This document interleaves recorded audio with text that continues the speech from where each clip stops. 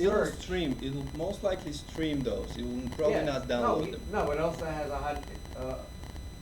recording capability. Right, but And it has I all the highly tuners doubt in- they'll allow them to actually record because that's violation of rules. Because Netflix is a No, streaming that's what service. it, yeah, I was reading the book, the online manual before I came here, because I was interested in buying Okay, that no, today, that because I sounds was interesting. missing 2 programs to hear you. Sure. No, that that definitely sounds like an interesting thing to have. So again, a lot of devices, and then you have personal media centers. These are classes of software which you install on a local machine, a Windows machine, a Linux machine, whatever. You install on a local machine. You point it towards your multimedia, movies, TV shows, music, pictures, what have you. They organize it for you. They present it very nicely. So for every movie that it detects, it'll go and download the fan art, the credits, some description, rating from IMDb. Some will even have like Plex. They'll even download extras. So you have the movie, and they'll download the extras around the movie, so you can watch those as well. It's really some of these are really sophisticated. These are really the main 3 players, and I use Plex. I think it's great. We will probably talk about it a little bit more in a second. So again, how do we really do that? I mean, services, devices, personal media services, and centers. Well, let's look at what I've been doing. I got my cable around 2009. I haven't had cable since then.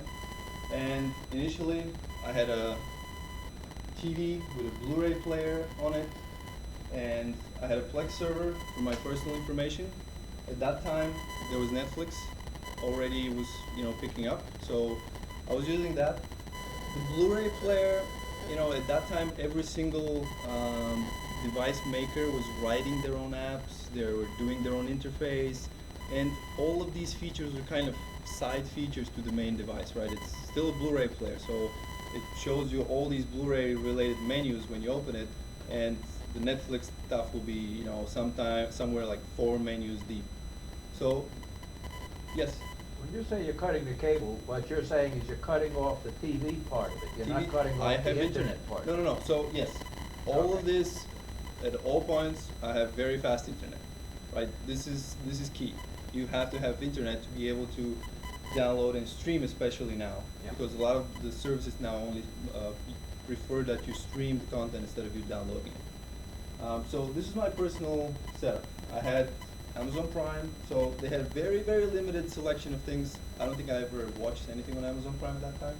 But Netflix had some shows and movies, and I was using Plex. So whenever a movie came out, I can buy the Blu-ray. I can make a copy locally for myself. Now we're not going to talk about whether that's okay or not. But essentially, it's a local copy. It's really okay to make a backup of your data. That's actually okay, as long as you don't make copies and start selling them and sharing them, etc. So you make a copy locally. Plex will you point Plex to that copy, and it can convert it to a format that you can play on just about any device. So that was, again, my first setup, but it was kind of clumsy. Again, the Blu-ray player wasn't good enough. It was slow. The remotes, they had, you have the main buttons in the remote, and then the smart feature buttons kind of like in the corner, not really in a comfortable place to press, so it wasn't good.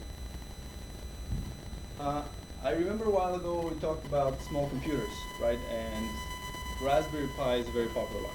Probably most of you know about it. I was running XBMC, which is Xbox. It comes from Xbox What is it? XBMC, not XMBC. XBMC, Xbox Multimedia Center. Basically, it's designed to be this beautiful interface where you have, movies, TV shows, audio, pictures, and you just move left and right. You go to your movies, then it shows these, again, beautiful posters of all your movies, and you select them. You get some information. This movie is such and such. You've watched it or you haven't seen it yet. It's released this year. It has great reviews, etc. It was great. Plex server again for the backend, so XBMC will read data from the Plex server and play it that way. and again, my same subscriptions. Um, Actually, the Raspberry Pi was a very, very good step up. And one feature that I have written here is it supports consumer electronic commands, I think, CEC, which allows you to control the Raspberry Pi from your TV remote.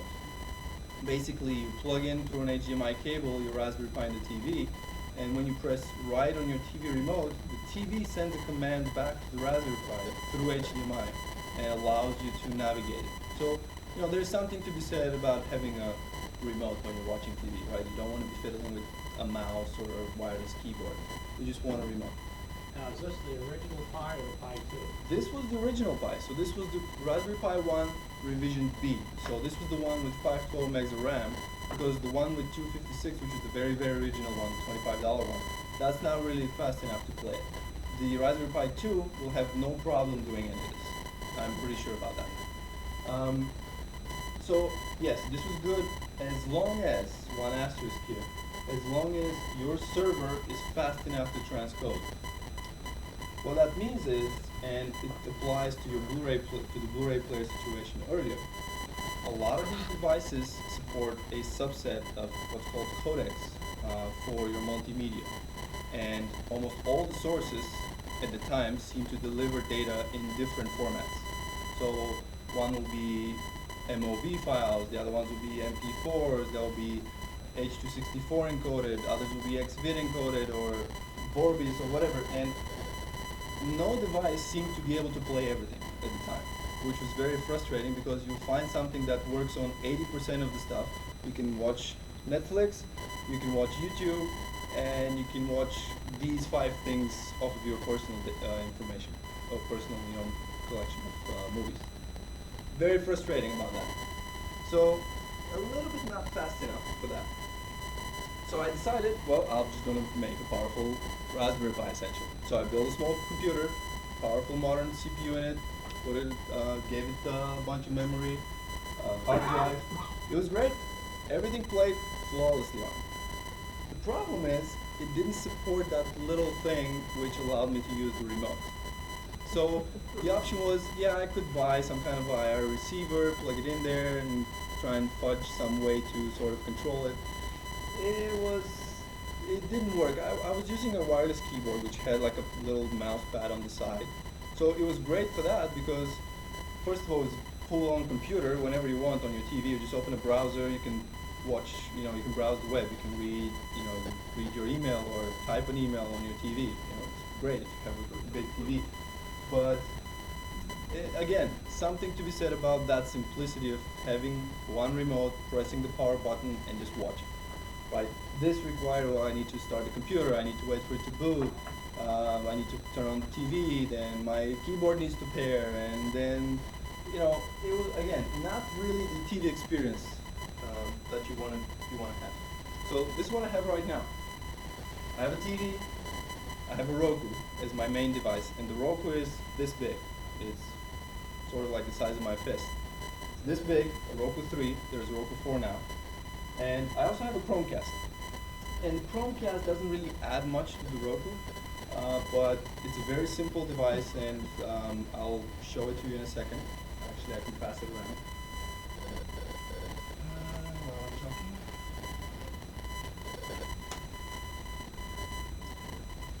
Oh, did I get it?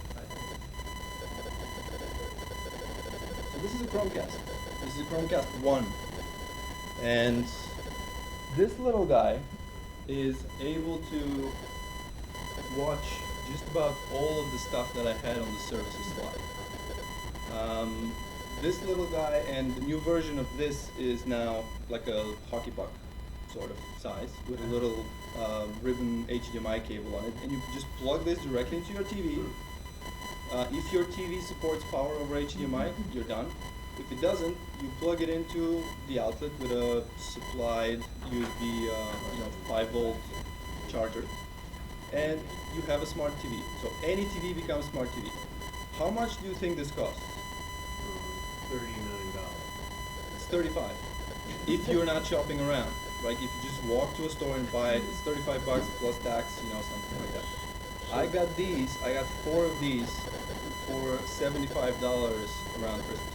So that is what? That's receiving the signal from your wireless router, or that's Right, so just? this binds to your, you basically set it up with an app on your phone, connects to your wireless router, and the downside of this, and the reason I have Roku as my main device, is this really has no interface. You use your phone for everything. So, or you have a tablet that works too.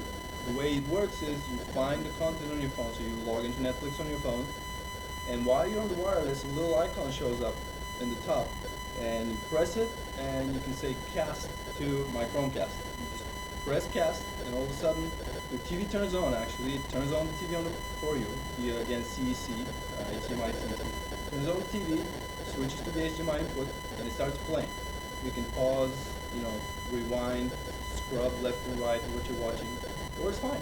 It works fine, but no remote and no nice interface. You still need to find your phone and fiddle with websites, and you can't just press one button. You have to wake up your phone, put in your password to get to the app, go to the app, press a pause, and you've missed the moment by then. Plex server remains my main source for personal multimedia, and again, my main sources for any multimedia at this point are Netflix and Amazon. Between these two, I have access to pretty much most of the shows at this time, and what I don't have from here, I basically get a digital copy from Amazon or Google Play or wherever you can find it. And what is your total monthly cost with this setup? $8. I pay $8 for Netflix. I always had Amazon because this is my main store, really. I buy everything from there, so I pay for Prime. So if you want to include that, that's another $8 per month, give or take. So that's really all I'm paying. And internet, of course. And you do have over the air? I don't. No, I don't. Because the shows that I want to watch, like again, Big Bang Theory, for example, I just get the season. I get the season, it's in HD, there are no commercials. For me, that's a big thing. And over the air, it can be saved from commercials. Right. Plus, over the air, it's good, but depending on where you are, a storm is going to roll in, you're going to lose signal. And then you can rewatch it, or it's playing and you have to be somewhere else and you miss it. So when you add in the things that you're buying by season, how many shows do you buy by season? I don't know. I mean, it varies really a lot. You have the liberty of deciding, well, I don't really like the show anymore, so I'm not Do you going to think that there, at any given time, you think you buy 10 of them a year? No. I don't watch the shows. So probably 5. That's probably more around I spend. So add another $10 a month to average out. So yeah, you can How really often are you home? Oh, whenever I'm not at work. I mean, I'm home a lot, but I don't really, again, when I watch shows, I will either wait, because a lot of these companies, they have deals with the various providers. So even though, let's pick an example. I think Orange is the New Black is a show that's on regular cable channels. That comes to Netflix with a couple of months delay. So this is really what I'm giving up. I don't see it the day it's out. That's out. I see it whenever it shows up on Netflix. And same thing with movies. New movies that come out, they usually come out on Netflix when the DVD, the Blu-ray is out. Around the same time, the digital versions of movies become available, and you get them that way. Or for movies, really, when you buy the DVD these days, they almost always come with a digital download in them. So you can never really, you don't have to even watch the Blu-ray. You get the Blu-ray, and in it you have this link or this code. You go to the website, you type it in, and they give you this big file with the movie. You just save it locally and you have it. It's your movie forever. And Plex finds it, gets all the beautiful stuff around it, makes it a really nice movie theater-like experience, and you have it. Actually, Orange is a Netflix show. Orange is well, okay. Yeah, I guess that's a Netflix. Let me see. Well, actually, yeah, maybe we can see a bit. Let's find out. So, all right, I was kind of hoping that there's HDMI on this thing because I'm planning to plug this guy in there. But because there isn't, I brought a monitor, so whoever wants to see will have to come a lot closer. And I will try.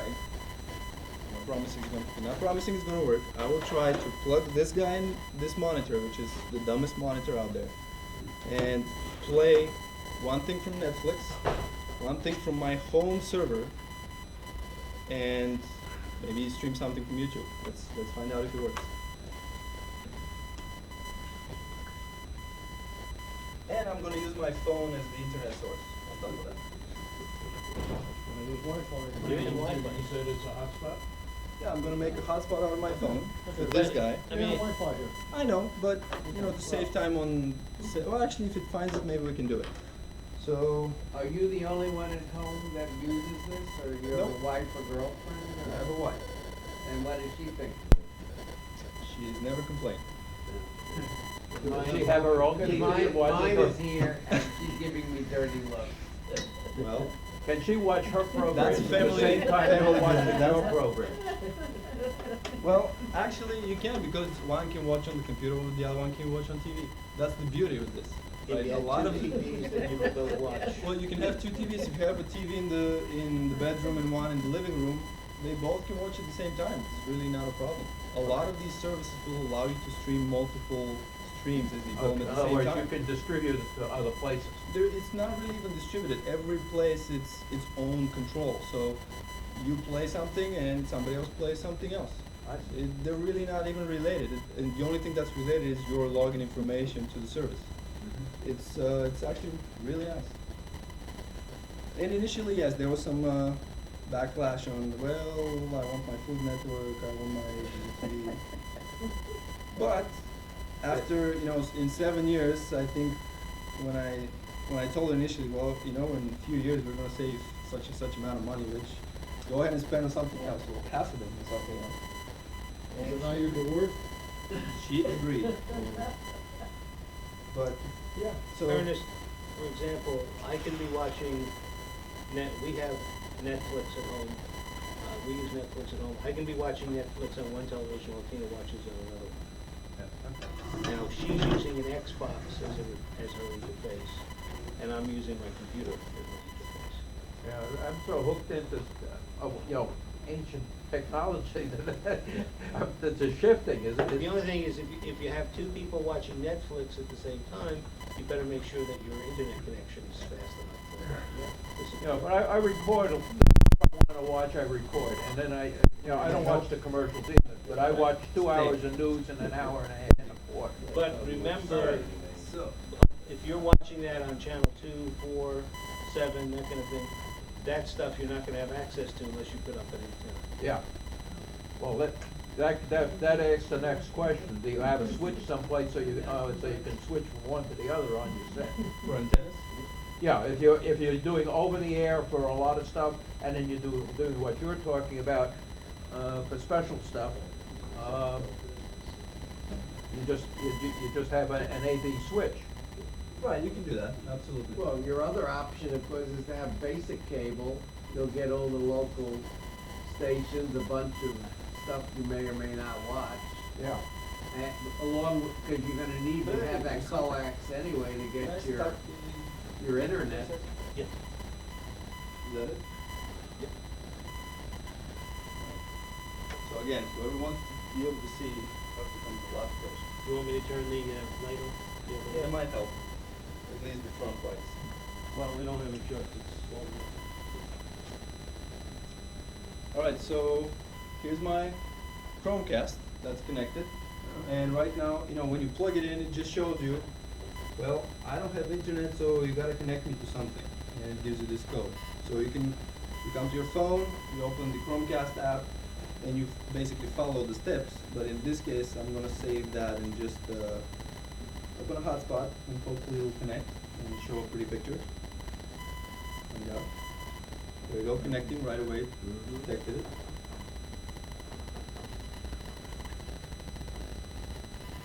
Pretty picture. So, let's see. So now I'm on my phone, and what is this? I have a hotspot, so this is streaming through my phone. and I'm going to go to, let's start with something simple, YouTube. I don't know if you guys watch YouTube, great tutorials there. It's streaming through your phone as the hotspot, not Yes, through the network? this is gonna be through my phone, yes. Hmm. So let's pick, making solid nitrogen.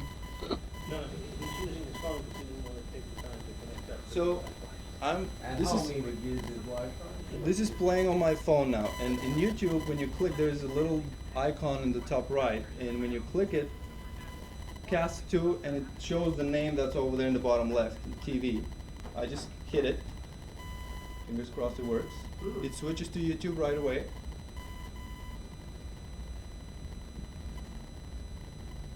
And now what's happening on this screen, so actually there is volume there, I'll try to turn it up in a second. So what happens with this screen is now I only get controls here.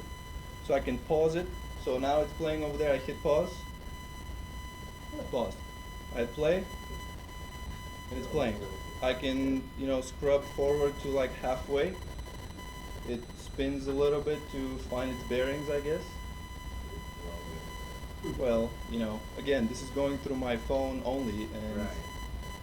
when you have fast internet, this is pretty much instantaneous on all of it. And that's not that bad, right? So, there you go. Let me see if I can turn on some audio. Turn it up with the audio. What resolution are you at, HD? Well, this is pretty good resolution right now. I mean, either your 480 or 7